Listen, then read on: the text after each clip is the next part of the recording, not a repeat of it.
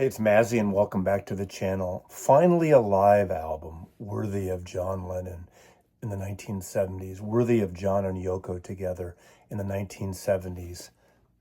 Power to the People, John and Yoko, the Plastic Ono Band with the Elephants Memory Band, and special guests, live one-to-one concert, Madison Square Gardens, New York City, the 30th of August, 1972. This is the 4 LP set, and I want to thank the Lennon estate, Simon and company, for sending me this advanced copy. This is the 4 LP set. Finally, a live John Lennon album, a live John and Yoko album that has balls, that has meat to it, that is a blaster. You want to crank this record up. I'll get into it. I'll give you a little preview of the contents, although there are other unboxing videos of other YouTubers and some reviewers that have previewed it. But I want to talk about this album because this is a pivotal time. That summer, literally the week before the recording of this, I turned 18 years old. All summer I was working on the George McGovern campaign. I started college in January, end of January of 1972, and it was a pivotal year. It was a tumultuous year. It was the midst of the Vietnam War, of Richard Nixon, of all the explosive stuff, the anti-war movement, the feminist movement, just literally people hitting the streets. And there was volatile times, both from the right and from the left. And John Lennon and John and Yoko were really kind of caught in the middle of it, moving to New York. And then, of course, this happens. This concert, this benefit concert happens. He put out the most volatile album of his career, the most political album, John and Yoko, sometime in New York City. This is my original 1972 copy. This is a copy from back in the day. I don't know why I grabbed another one of the store I worked in with a strategically placed sticker. I'll get to that in terms of this box. Obviously, it wasn't strategically placed enough.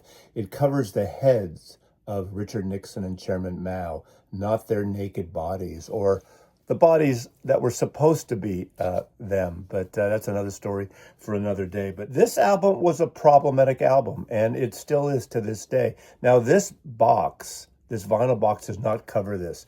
The upcoming expanded CD set covers some of the music from this. So I'm not going to concentrate on this album in this video. I'm going to concentrate and talk about the music in this because it's political, it's ballsy. Finally, this music has balls. Now, the two other John and Yoko live albums, obviously, Live Peace in Toronto, 1969. I quite like this album. And then, of course, Live in New York City, John Lennon Live in New York City, a fragment of the concert. And this is sort of an anemic recording of this event. And it wasn't without its issues in terms of the recording at the time with the two afternoon and the evening concerts and the way it was mic'd and set up. And they talk about that a little bit in the book on this. Sean writes about that and what his team had to go through. Now, there is a bit, I suspect, of secret sauce in the post-production and the restoration of these shows.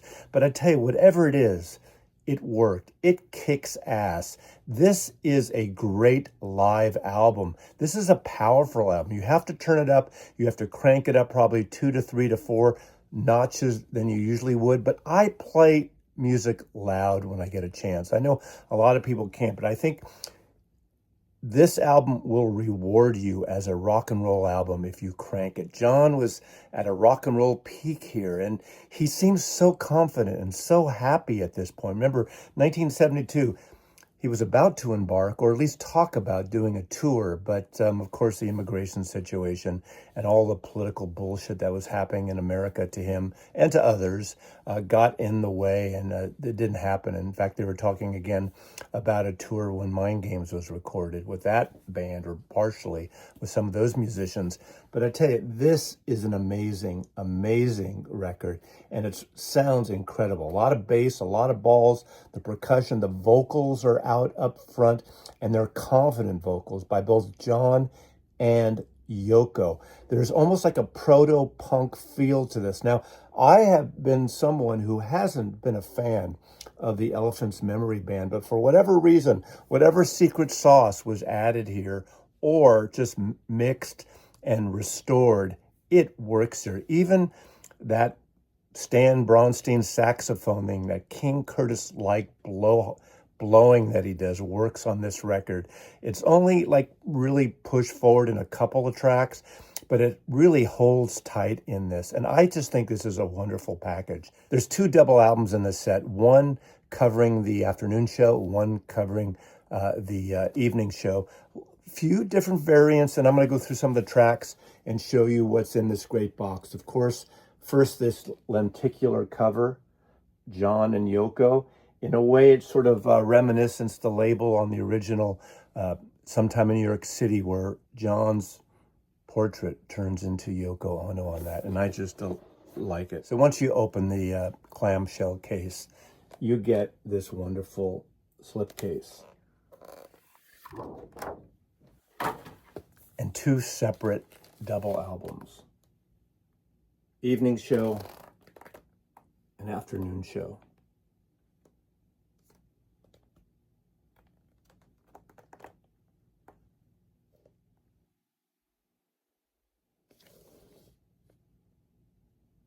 Now, in terms of the actual vinyl pressings, these were pressed at Optimal in Europe. They're beautiful pressings. They have a custom label, a red version of what was on Sometime in New York originally, and they have these rice paper sleeves, so they're quite nice. A lot of little extras in this box set, very reminiscent to albums when they came out in the 1970s, when there'd be posters and stickers and postcards and little ephemera added to it. There are these 2 sets of stickers, Free Bob Dylan, Elephant's Memory, John and Yoko, Let Them Stay In. That's the whole immigration thing, trying to keep John and Yoko in the country when the administration at the time was really trying to push John and Yoko away, especially John for his outspokenness on issues. And he doesn't keep quiet on this record and this music and the songs he wrote in 1971, 72. There's another one here. You have, of course, the sticker of Mao and Richard Nixon, and you have this 2-record set that apparently was used to cover that image up, cover the naughty bits of naked bits of Richard and Mao, Chairman Mao. But of course, as I showed you, my copy has the appropriate sticker of factory sealed for your protection. Is it your protection of seeing these 2 world leaders naked? Oh my God. There's also a set of postcards, Statue of Liberty. The whole Americana thing was happening. You know, John and Yoko loved living in New York City. John would roam around, didn't get bothered for the most part, much of the time. And that was his new home, and he cherished it. And doing this benefit at the time, I mean, as I said earlier, John seems very confident, the way he speaks, the way he plays. Another vellum envelope, there are a pair of tickets, so I can take a date. It's Mazzy Plus One, Madison Square Gardens, August. It'd be for my 18th birthday celebration, maybe. That would have been quite nice to go to that show. The one Beatle I never saw live was John Lennon. There is a backstage ID. That would have been bliss. I should have been there. And then an invite to the after party. And a poster for the concert.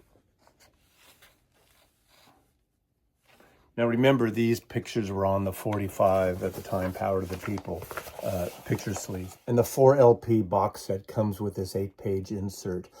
There are conversations, vintage conversations with John and Yoko about this performance, about the time this was recorded, about the one-to-one concert, and how it really came about. There's also a little bit from Sean Lennon about the mixing and what they had to go through to put together to make this album sound like it sounds right now, with that powerful, explosive live set throughout this. Both concerts, to me, are essential now in the whole John and Yoko discography. John talks about the time in 1972. He wanted to get back to the roots. He talks about what rock and roll was and his memories of playing in Hamburg in the Cavern Club and the early Beatles performing. It's almost like he had a blurred vision of the Beatle years, the fab 4 years, touring America with all the Screaming Girls and those live shows. Kind of got away from live performing and rock and roll, and why the Beatles stopped performing, obviously, after 1966. And he reminisces about this one-to-one concert in Madison Square. It reminded him of those days. It brought him back to the essence of rock and roll. Not about Screaming Girls, not about making a lot of money, but performing with a rock band. And to me, that harked back to this time about the love he had for rock and roll. And he does, he does cover Hound Dog, the Elvis Presley song, The Roots of Rock and Roll. He does Instant Karma and Come Together. He rocks out, and his voice is incredible. The introductions he does are somewhat humorous, not as wild as he did during some of the Beatle live bootlegs you hear around back in the 1960s.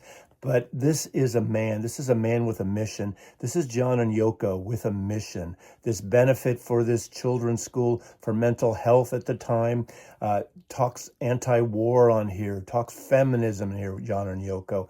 The songs are political and frontal as anything John has ever done. Obviously, he's taking from this album Sometime in New York City, from Imagine, from Plastic Ono Band. There's angst here, but he's at peace here, seemingly. This 4 LP set of Power to the People is a magnificent, intense set of songs, just right for the time. You got the beauty of the anthemic Imagine that was only put out the year before this live presentation, of course. You have a version of the Beatles Come Together, which was a political song initially written for what might have been a campaign for California Governor of Timothy Leary, and of course used on Abbey Road. The only Beatles song on here. But you have the powerful version of New York City. You have an amazing a couple of versions on both sides. Instant Karma is a classic on here. And he changed the lyrics occasionally to adapt to the evening, to adapt to the anti-war movement. You have Mother, an amazing, just heart-wrenching version of Mother. In fact, two, one on each. They're almost identical. There's a couple of songs mixed up and rearranged on this. Apparently on the box set there is a hybrid version, one disc, that combines the best of the two shows. But I quite like having this. I mean, there's a few missteps in here, a few lyrical changes. I think Yoko gets out of the rhythm of one of the tracks vocally, but it works in terms of the essence and what this recording is about. We're All Water, one of my favorite Yoko songs on here. And of course, Open Your Box is intense as hell. Remember years later when John came back and worked with Yoko on Double Fantasy, and part of the thing was he heard the B-52s do Rock Lobster and basically realized Yoko's turn is now. They get what you're doing. Get out the guitar, we're making a record. And that's exactly what some of this is. This is proto-punk music. There's that tight bass and tight drums. And actually, I am so surprised how much I enjoy Elephant's Memory Band on this record. I've never been a fan of that band. I always thought they were sloppy and everything. And whatever they did, whatever the mix is in here, it works. And I'm not going to even question or want to know about it. But it is dynamite on here. He does a rock version of Hound Dog because he's back to his rock and roll roots on here. And of course, as I said, Come Together on here. Move On Fast, another song by Yoko. I tell you, one thing I really like is the last two tracks on this record. Starts out with Law and Order. It's almost a diatribe from Yoko on politics and the prison system and what's going on at the time in America in 1972. Think a little bit of The Revolution Will Not Be Televised by Gil Scott-Heron that came out the year prior to the recording of this album. It's like that. It's a rap, if you will, and it continues on and merges into Give Peace a Chance that goes on and on and on, and very much like the single or the live piece in Toronto with special guest Stevie Wonder does a couple verses on here. It's incredible. It's dynamic. It's rock and roll. This is a powerful proto-punk rock and roll record at times. And I tell you, I'm repeating myself, which I do. It is a tight-ass live record, the best representation of John Lennon in that moment. Of course, a few years later, you have that one off, two off with Elton John in Madison Square Garden, but it doesn't have the tightness of. I actually like this band better than Elton's band. And what does he do? I Saw Her Standing There, and Whatever Gets You Through the Night, which I like. It's nice to have John Lennon live. Any John Lennon is good John Lennon as far as I'm concerned. But this is a record that really works as a live album on its own. I can't say that this live record is for every Beatle fan or even John Lennon fan, but it's the best representation live of John Lennon that we have as far as I can tell. I think that Sean Lennon and his team did an exquisite job on this. And this was a true surprise, taking on this concert with subpar recordings at the time. I love that him and, of course, the production compilation producer Simon Hilton pulled this together. The art direction is exquisite. The package and the design is, compared to nothing else, is better than any other solo Beatle release. I hate to compare other members of the family, but it's true. Their attention to detail and the visual images are stunning on here. And of course, Paul Hicks and Sam Gannon, who are the mix and engineers on this, who put this together with Sean and company and Simon, picked the right tracks, picked the right way to present this material. And I think this 4-record set stands on its own. I haven't heard the large box. I haven't heard the CD counterpart, but I know in my system, on my rig, vinyl is the best part of my system. Almost without exception, vinyl sounds better. Now, it may not in yours. You may have a CD-centric stereo. It doesn't matter, because it is the music. I always say that it's the music, stupid. It's the music that comes first, which is true. But there's more dynamics on this record in terms of a loud, powerful record than I ever expected it to be. So John and Yoko, Power to the People, the one-to-one concerts from 1972 with Plastic Ono Band and the Elephants Memory Band. You pulled it off, Sean, Simon and company. And thanks for the record, and Mazzy loves you.